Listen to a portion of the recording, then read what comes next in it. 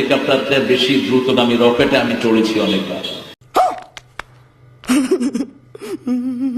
দুনিয়ার সবচেয়ে বড় পয়সালা বেলগ্রেড আইফোনের মালিক দেখা হয়েছে আমার সাথে। স্যামসাং কোম্পানির মালিক আমাকে দাওয়াত করলেন, মিস্টার স্যামসাং। তিনি ইংরেজি বুঝেন না, অন্য ভাষা বুঝেন না, শুধু কোরিয়ান। আর আমিও কোরিয়ান কিচ্ছু বুঝি না। আমার টুপি ওর মাথা দিয়ে দিলাম, মিস্টার স্যামসাং পৃথিবীর শ্রেষ্ঠ একটা কোম্পানি।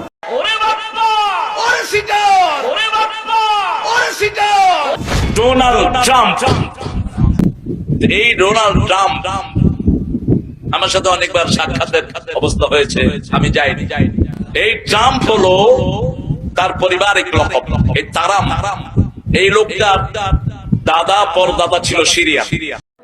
কত রঙ্গ দেখাইলা রে জাদু।